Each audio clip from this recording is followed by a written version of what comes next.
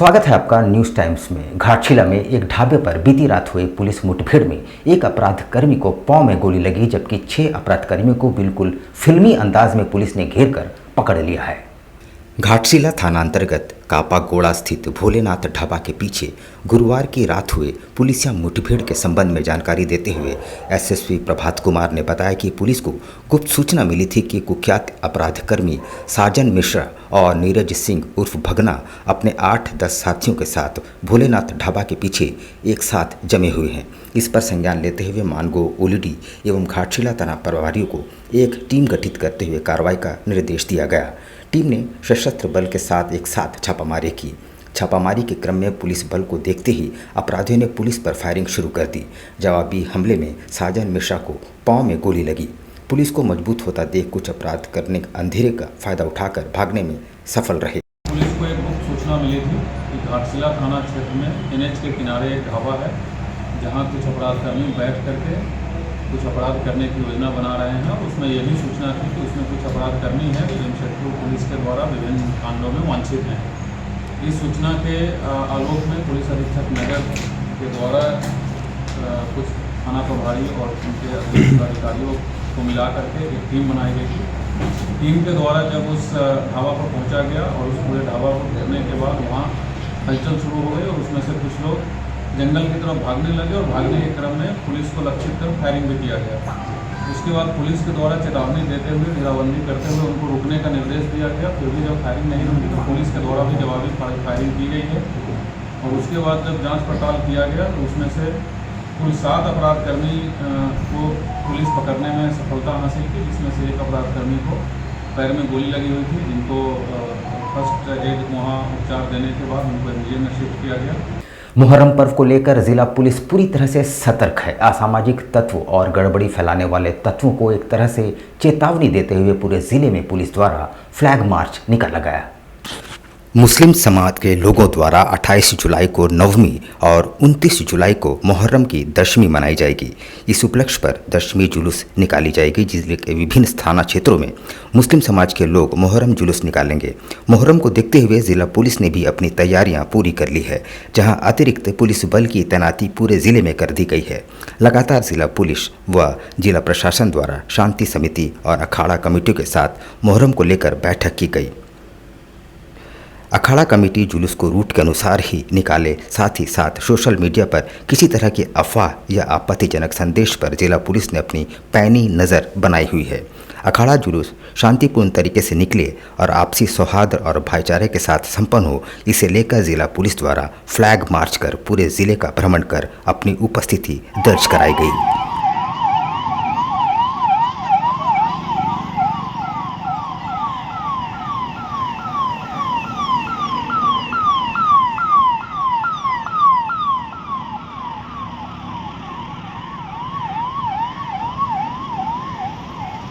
साक्षी गोलचक्कर के पास श्रावणी मेले को लेकर जगह जगह मुख्यमंत्री हेमंत सोरेन के पोस्टर्स लगाए गए हैं, मगर असामाजिक तत्वों द्वारा कुछ पोस्टर्स फाड़ दिए गए हैं। इसके बाद मामला गर्मा गया और झामुमो कार्यकर्ताओं ने नारेबाजी करते हुए अपना आक्रोश व्यक्त किया। साक्षी गोलचक्कर पर श्रावणी मेले को लेकर लगाए गए मुख्यमंत्री हेमंत सोरेन के पोस्टरों को असामाजिक तत्वों ने फाड़ डाला है।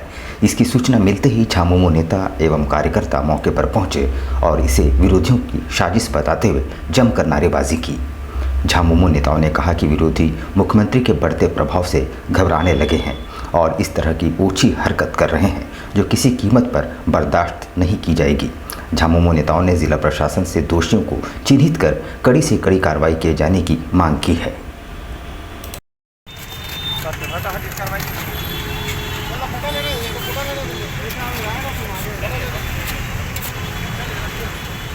जब प्रेस के माध्यम से हम लोग को जानकारी मिली कि माननीय मुख्यमंत्री जी का पोस्टर जो श्रावणी मेला का लगा था, ये कोई पॉलिटिकल पोस्टर भी नहीं था, एक सरकारी पोस्टर था जिसको विपक्ष के लोगों के द्वारा माननीय मुख्यमंत्री जी की लोकप्रियता से घबराते हुए विपक्ष के लोगों के द्वारा इस पोस्टर को फाड़ा गया है।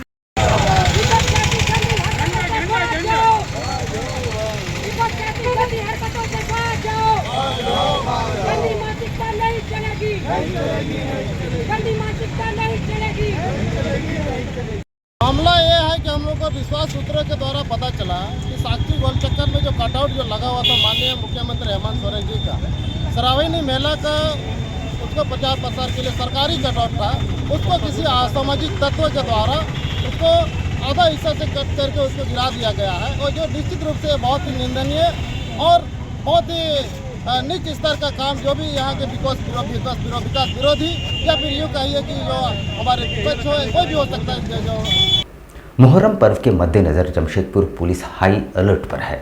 एसएसपी प्रभात कुमार ने सुरक्षा व्यवस्था टाइट कर दी है। साथ ही उन्होंने शहरवासियों से शांति और सौहार्द के साथ मुहर्रम पर्व मनाने की अपील की है। उन्होंने कहा है कि किसी भी हाल में अशांति फैलाने वाले तत्वों को बख्शा नहीं जाएगा। मुहर्रम पर्व को लेकर जमशेदपुर पुलिस हाई अलर्ट पर है। एसएसपी प्रभात कुमार ने शहरवासियों से शांतिपूर्वक मुहर्रम मनाने की अपील की है।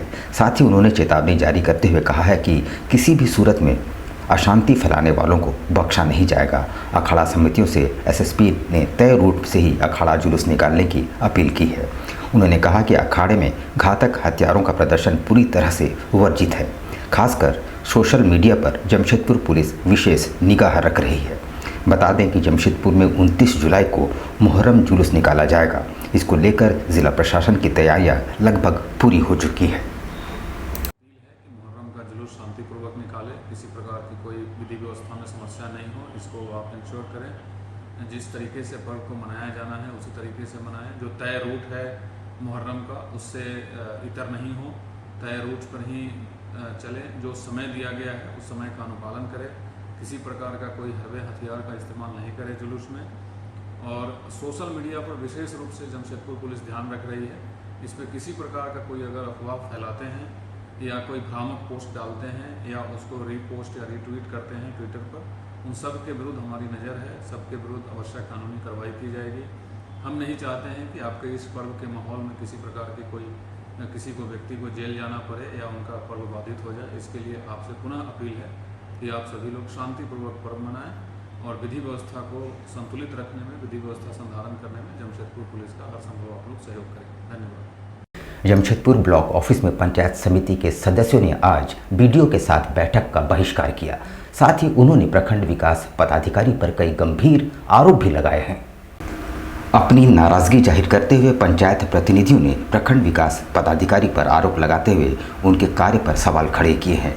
पंचायत प्रतिनिधियों का आरोप था कि इससे पूर्व 3 बार विभागीय बैठक की गई। बैठक में विभिन्न पंचायतों से संबंधित पानी, बिजली, कचरा से संबंधित समस्याओं को उजागर किया गया, पर अब तक किसी तरह का कोई हल नहीं निकाला गया है। इतना ही नहीं, प्रखंड प्रमुख पानू सोरेन ने आरोप लगाया कि प्रखंड विकास पदाधिकारी के कार्यालय आने का कोई समय ही निर्धारित नहीं है।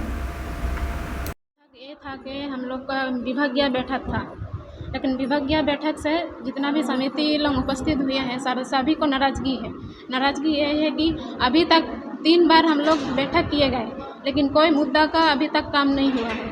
जैसे कि पेयजल का हुआ, बिजली का हुआ और कचरा का, ऐसे बहुत सारा ऐसे मुद्दा उठाया गया अपना अपना ग्राम पंचायत का, लेकिन अभी तक कोई काम नहीं हुआ है। और जैसे कि विभाग जितना भी विभाग आते नहीं है, टाइम में भी आते नहीं हैं और यहाँ पर उपस्थित भी नहीं होते। इसी के लिए हम लोग नाराज़गी है और इसी के लिए आज का बैठक को हम लोग बहिष्कार किया है। सुंदरनगर थाना अंतर्गत खोखराडीह में दुर्गा पूजा व सांस्कृतिक कार्यक्रमों के लिए दान में दी गई भूमि को लेकर अब नया विवाद खड़ा हो गया है। अब जमीन मालिक के वंशजों ने उस भूमि पर अपना अधिकार जताया है। खोखराडीह गांव में वर्षों पूर्व चंद्र भूमिज ने अपने जीते जी दुर्गा पूजा सांस्कृतिक कार्यक्रम व खेलकूद के लिए दुर्गा पूजा समिति व मानवीय मार्शल माडवा क्लब के सुपुर्द दान स्वरूप जमीन भेंट की, ताकि स्थानीय ग्रामीणों को सांस्कृतिक कार्यक्रम, खेलकूद और पूजा करने में किसी तरह की परेशानी न हो। पर वर्तमान समय में जमीन मालिक चंद्र भूमिज के 2 बेटे राजकिशोर सिंह और सुखदेव सिंह जमीन पर अपना अधिकार जताते हुए सामने आ गए हैं। में अभी जो भी गतिविधि कई वर्षों से होते हुए आ रहा है उसका अभी अवरोध किया जा रहा है यहाँ का जमीन मालिक का वंशज द्वारा।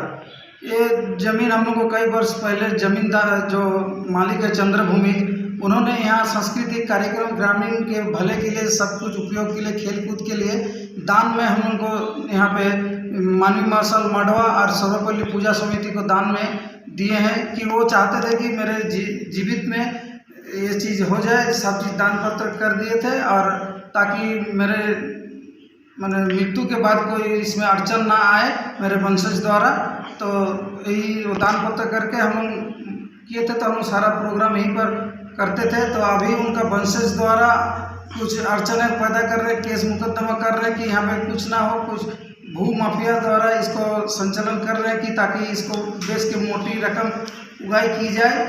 33वें उपायुक्त के तौर पर रविशंकर शुक्ला ने सरायकेला खरसावां जिले का पदभार ग्रहण कर लिया है। निवर्तमान उपायुक्त अरवा राजकमल ने उन्हें पदभार सौंपा। सरायकेला खरसावां जिले के 33वें उपायुक्त के रूप में आईएएस रविशंकर शुक्ला ने शुक्रवार को कार्यभार संभाल लिया है। पद संभालने के बाद उन्होंने कहा कि नागरिकों का जिला प्रशासन के प्रति विश्वास को मजबूत बनाना उनकी पहली प्राथमिकता होगी।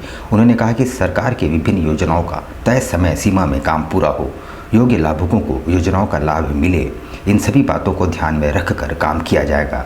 उन्होंने कहा जनप्रतिनिधि और मीडिया से प्राप्त सुझावों को भी अमल में लाने का काम किया जाएगा। उन्होंने सरायकेला खरसावां जिले की कमान सौंपने के लिए राज्य सरकार को धन्यवाद दिया। इससे पहले निवर्तमान डीसी अरवा राजकमल ने बुके देकर उनका स्वागत किया। राज्य सरकार की प्राथमिकताओं के आलोक में आगे जिले में जो दायित्व प्राप्त हुआ है उसके संबंध में कार्रवाई की जाएगी और इस क्रम में यह प्रयास रहेगा कि सभी विकासोन्मुखी तथा कल्याणकारी योजनाओं का समुचित क्रियान्वयन किया जा सके। ईचागढ़ के पूर्व विधायक अरविंद सिंह के भाजपा में वापसी की अटकलें और तेज हो गई है।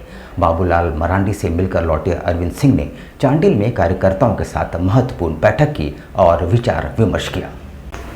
पूर्व विधायक पूरे विधानसभा क्षेत्र में संगठन को नई धार देने को लेकर सघन अभियान चला रहे हैं। इसमें उनके भतीजे अंकुर सिंह महत्वपूर्ण भूमिका निभा रहे हैं।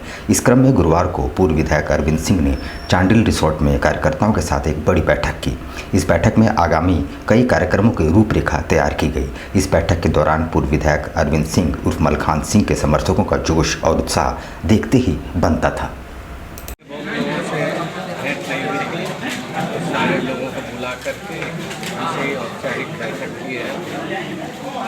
इसमें आगे की रणनीति एक ब्लड डोनेशन का कार्यक्रम है, दूसरा ज्वाइनिंग का कार्यक्रम है। उसी के लिए रणनीति बना है। जो भी डेट फाइनल होगा उसमें फिर यहाँ से लोग चलेंगे।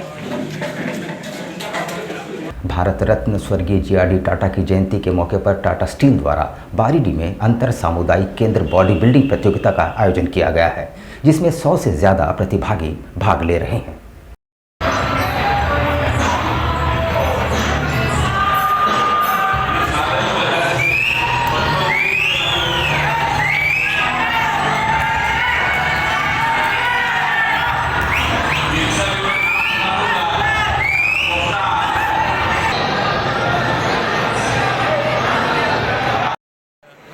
की भांति Tata steel foundation GRD Tata के जन्म दिवस पे बहुत सारे स्पोर्ट्स इवेंट कराता है।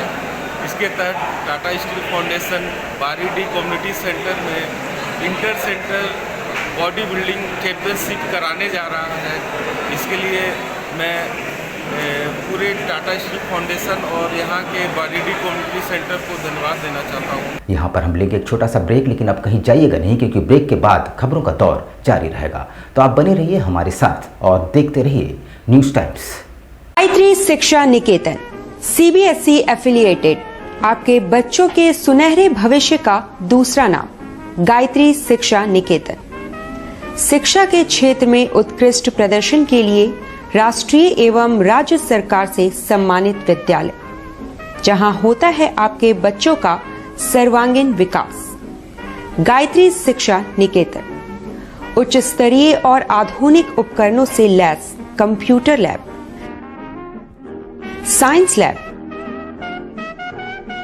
आधुनिक क्लासरूम्स। गायत्री शिक्षा निकेतन।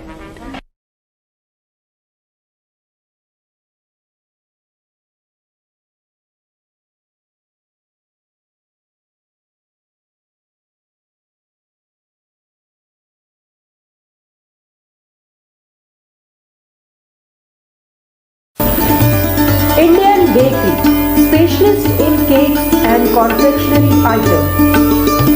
Online booking facilities. Specialist in all types of patties, cakes, cookies, pizza, burger, hot dog, eggless cake, birthday cake, anniversary cakes, wedding cakes,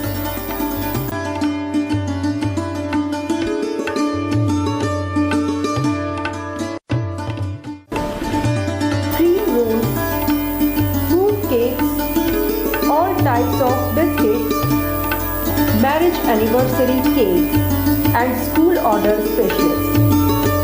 Please do visit with your friends and family.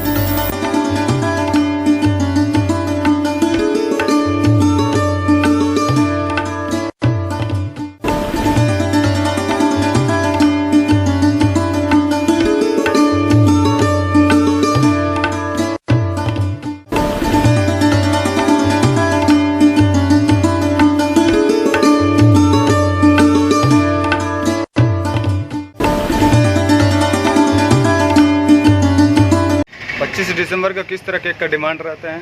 25 दिसंबर में customer का ज़्यादातर requirement fruit cake का रहता है। Fruit cake customer बहुत पसंद करता है, इसलिए हम लोग ज़्यादा तादाद में जो है फ्रूट केक का ही तैयारी करते हैं।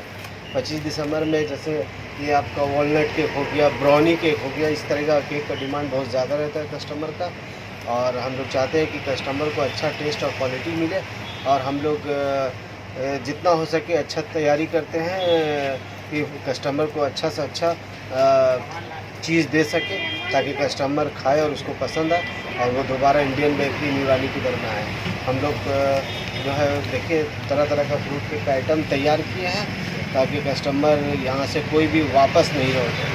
हम लोग जितना कोशिश करते हैं कि अच्छा से अच्छा सामान प्रोवाइड कर सके कस्टमर को, ताकि कस्टमर जो है वो खुशी खुशी मतलब ले खाए और फिर दोबारा इंडियन बेकरी में खाए।